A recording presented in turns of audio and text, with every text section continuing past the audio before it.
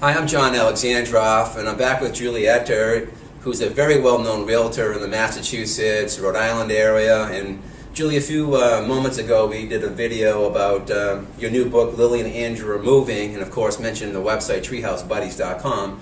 We were talking about how you came up with a concept by watching or observing a client of yours and their children, and the anxiety they were going through in a move, and the assumptions parents make, and maybe what they should be looking for, you know, in helping their children through a move. Whether it's a good, as you said, whether it's a good move or could be a negative move as well.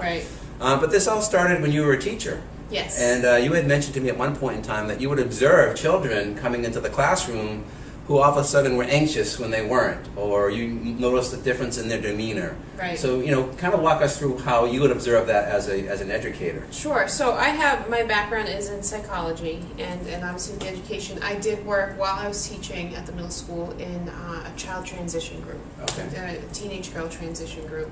And what that is it just showed a lot of, you know, as parents, you're there to protect your children and do the best that you can. But what also showed me is there's a lot that goes on, not just with moving, but parents have a life, they continue down this path, and sometimes that life is happening around the child.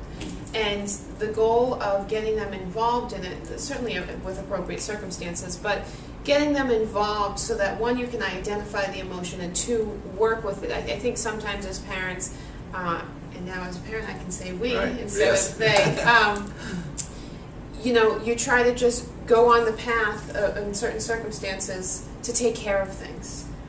But while that's happening, the child is perceiving things, you know, in line with what you're looking for or not.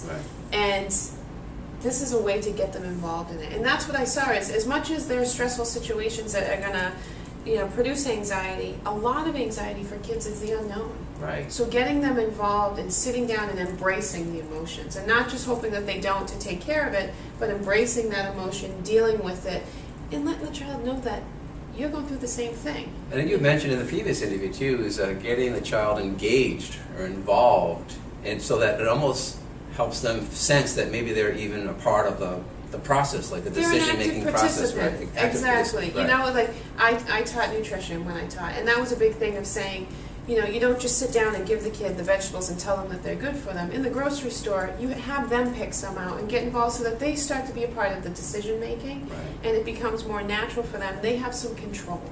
And when they're not participating, they have no control over it, and life's happening around them, all kinds of emotions can come out. And so for some kids, it's extreme fear. For others, it's anger, you know, and it's the unknown. And if parents aren't addressing it and embracing it, they may misinterpret misbehaviors and things like that versus dealing with the emotions together. Well, speaking of the unknown, you know, what runs through my mind is, you know, a book like this then, you know, could be and should be purchased, you know, ahead of the process. You know, mom or dad or both are, you know, are considering buying a new home or selling their home and buying another one and moving, and you know, that might be 2 or 3 months away before they make the final decision, but helping prepare the children ahead of time by going through the storyline in the book, I think could really be a big help to them. Yeah, and this starts with, you know, the kids are just playing, and all of a sudden there's this person there, and that's the realtor who's coming over, and then the parents are on the couch looking at houses. So it does start with the process ahead of time. And then it does give good suggestions for saying goodbye to your home, saying goodbye to your neighbors, you know, and not just jumping for what's excitement there, but dealing with the loss. Well, Julie, I've read the book several times, obviously. However, I would like you to give a couple of examples, like of some of the things that you've recommended, or how the storyline plays out. So you mentioned neighbors. Like, what are some of the things the parents and the children do, you know, with neighbors and prep for the move or after? So in this story, what they did is they had a block party, and they invited everybody over, so that they could have the farewell, but they also identify, you know, you can still have play dates with them in the new house. You can so you have the party to celebrate your time there, but also identify what you can do to deal with it on the other end. With the house, they walk through the house, they talk about the memories they've had there, you know, in the dining room, in the kitchen, and they literally say goodbye to each room. And it may sound almost forced, but we're talking about an age group of 3 to 8 years old. Right. So that's something, you know, it's age appropriate. for that. And you know, I know going through this, as much as it's geared for the children, it's a good activity for the parents too. Yeah. Look, and the name of the book is Lily and Andrew Are Moving, and the website is treehousebuddies.com. You know, Julie, as you were as you were just mentioning, you know, the process, you know, what came back to mind for me was, you know, you worked with a child psychologist on the book, and you know, at the bottom of some of the pages there are these recommendations. Sure. Here, and I really like that concept, because the recommendations aren't just for the children, you know, they're for the parents as well. Right. So I mean, this process isn't just about helping the children; it's about helping the entire family unit, you know, whatever the family unit may be, as well as neighbors and friends and that type of thing. The goal of these questions down here is to facilitate a conversation. Right. You know, and no one knows how to deal with the kids' emotions better than their parents. But this just helps to make sure that it's being talked about. And it also is an attempt to show the children, Mom and Dad have emotions, you know, that aren't so great all the time with this too. A move is stressful. It's a lot of lining up. There is some unknown. Parents have positive or negative memories for where they are. So I think it's important for a child to see that as well, you know. So it's a good family exercise to just embrace the move, talk about it, and address any anxieties. Now, Julie, and here we go. I mean, it's kind of page by page where there's additional recommendations.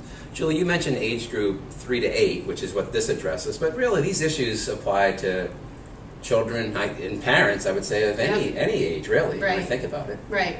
Because, you know, actually, I'm going through a move right now myself, you know, and I'm in my 50s, and it's been a little anxious the last couple of days. I'm organizing, you know, the move, or I'm organizing storage, you know, I'm preparing to move to another location.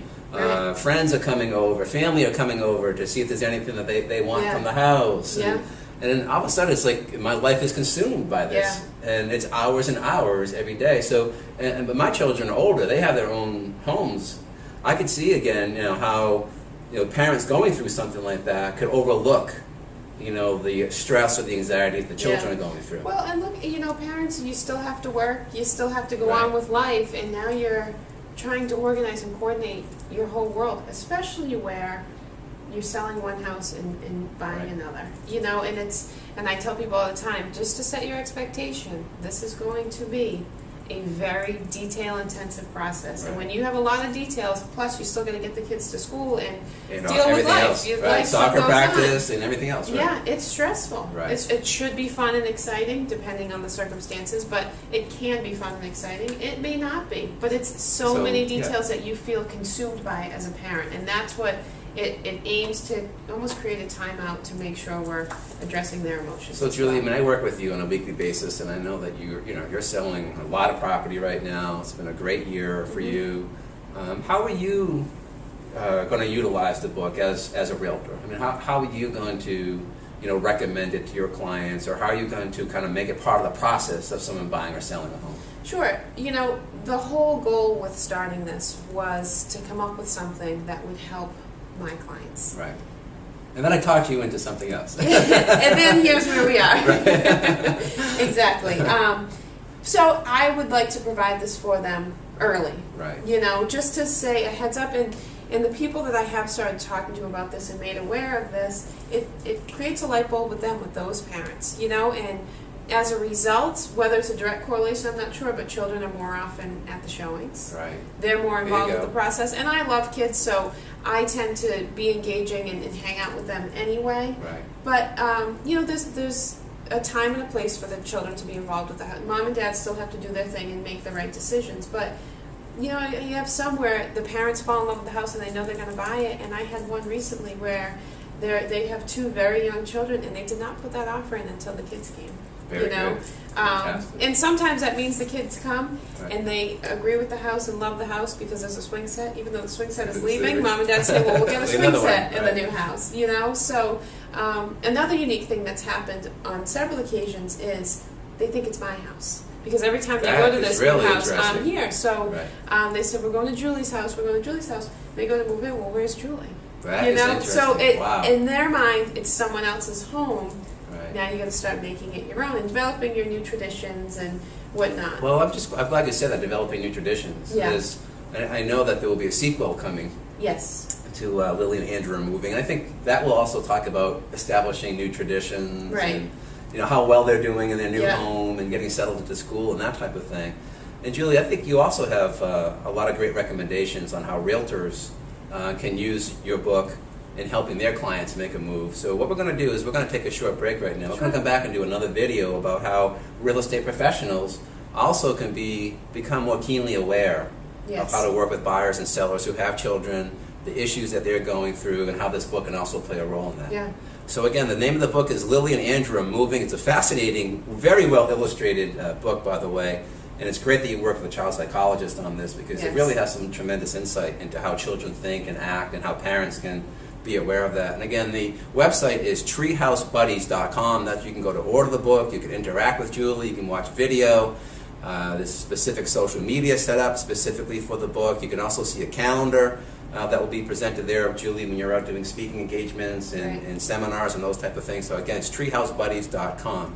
And we'll be back in a couple moments.